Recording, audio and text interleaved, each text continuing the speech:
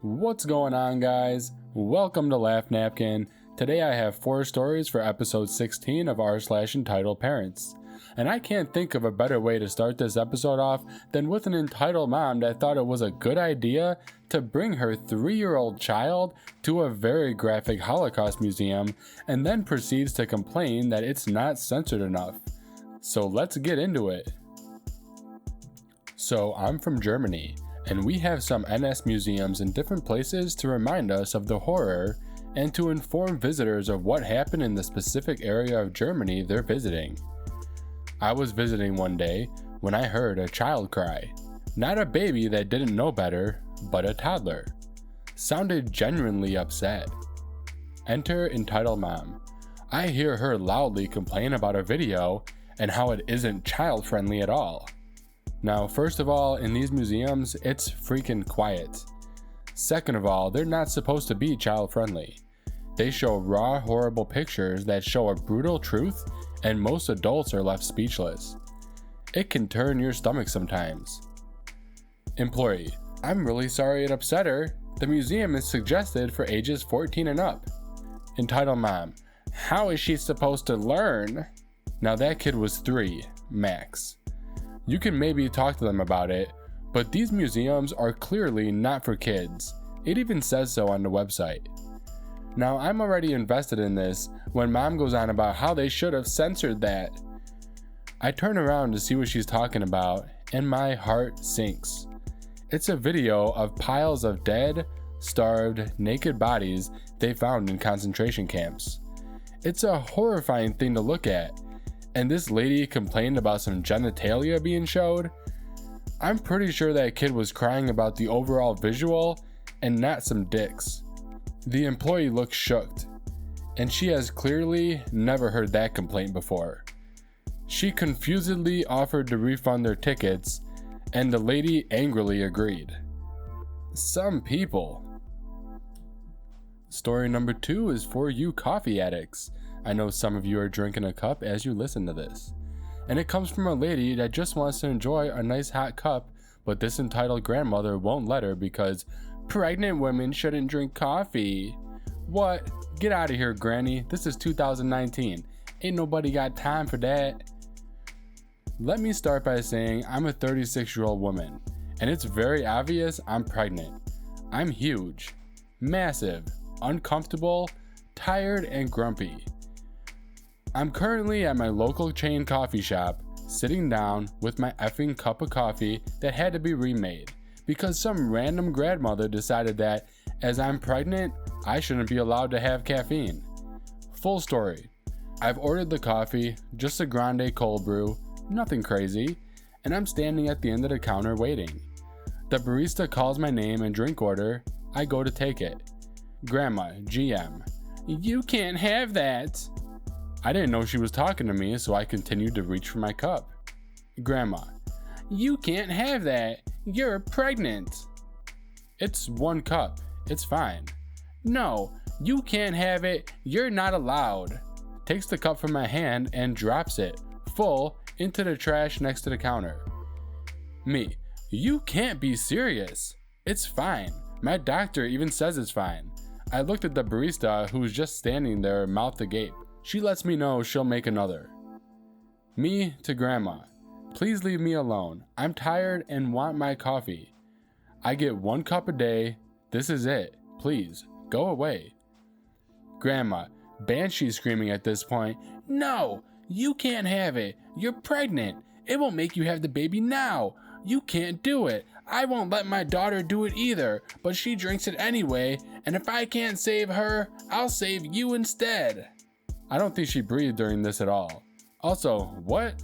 Save me? Me, looking around for help because I'm not good at confrontation and she's making me panic. Please, stop. Looking at barista pleading to help me with every thought. I'll just take that directly when you're done. Barista hands me my cup directly, and this insane woman goes to take it from me again. So I yelled for her to stop trying to come near me. I literally, loudly, and even now I have a bit of a shake from doing it, shouted, please, leave me alone.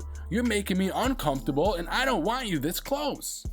She stopped, did this fish mouth gaping thing, went, fine, and left.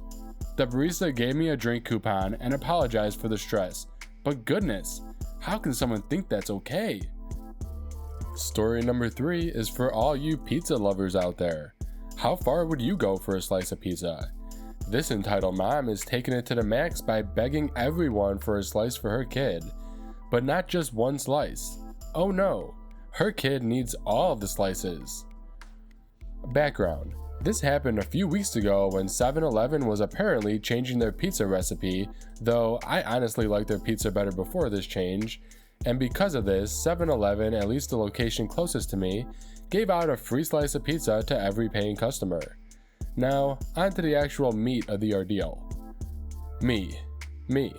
EM entitled mom, EK entitled kid, cashier. So this starts from me entering the store, making a beeline for the things I wanted to get.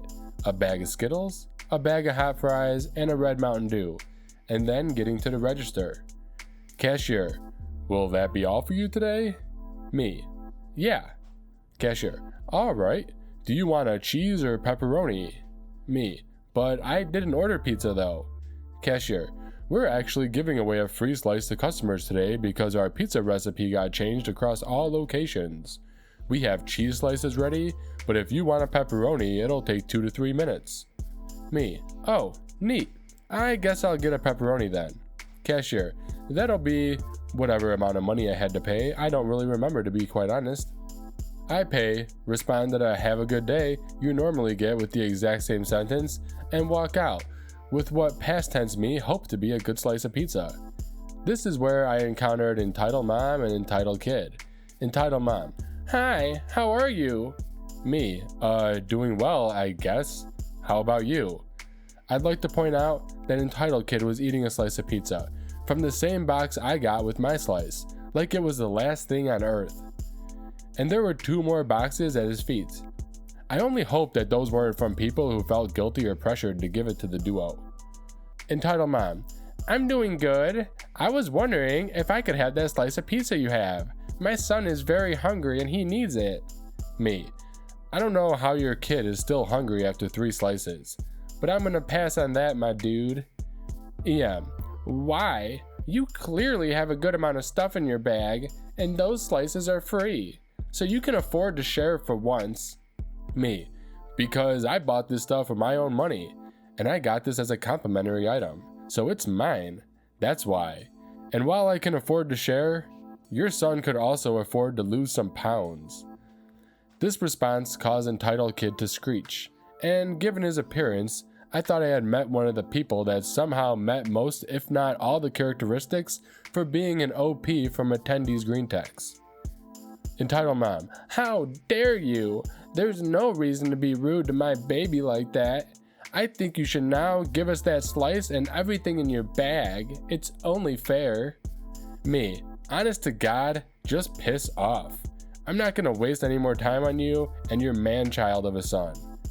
I'd like to say that some epic ending for this has to be here, like entitled mom assaulting me, cashier turning out to be a cop, the latter then asking if I would like to press charges, and then getting compensated for my trouble, but it was just entitled kid reeing at me, and entitled mom being speechless while I was walking away without giving her a thing.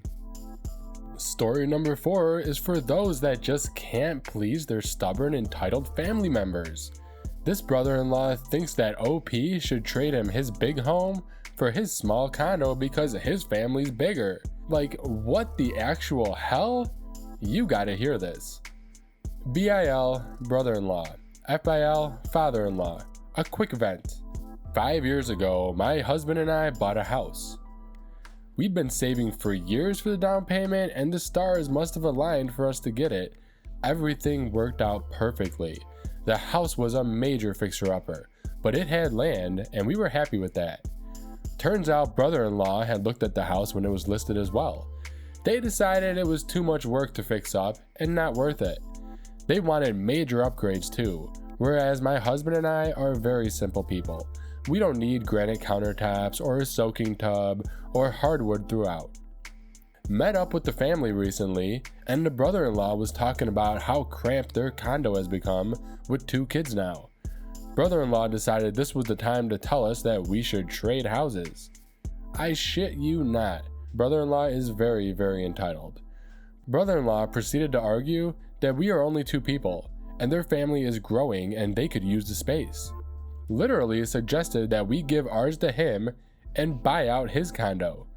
I laughed. I knew he was serious, but I couldn't help but laugh. I'd never in my life imagined someone could be so damn entitled that they demand someone to give up their home for the sake of another family. Are you kidding me? Brother-in-law then got mad at me for not even considering it and began justifying all the reasons his family needed our house more. Oh, you think this would be the worst part, right? No, it gets better. We never finished the basement, so there's only 1 bathroom in the house. Brother-in-law informed me that if we were to trade houses, we would need to make some major upgrades first, because he wouldn't have the time to make any renovations. He was somehow unexplicably certain that I would see the logic in this plan and just trade houses with them because they needed the extra space so much more. And now my brother-in-law isn't talking to me because I laughed through the whole thing and wouldn't take him seriously. Win-win. Go ahead, punish me by not talking to me.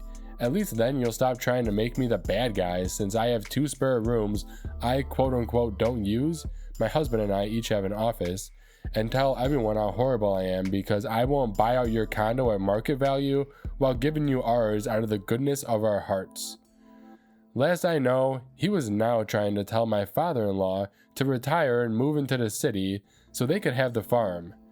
Joke's on him. Father-in-law already talked about it and has left the farm to me and my husband in his will because we actually farm, and brother-in-law thinks it's too much work. I always thought the internet exaggerated that people like this exist. I thought situations like this couldn't possibly be real. What the hell are these people thinking? Well, that about wraps it up. If you enjoyed this video, give it a thumbs up. And if you haven't subscribed already, hit that subscribe button and bell. By the way, I just started a Discord server for anyone looking to be part of the LaughNapkin community. Link in the description below. See you next time.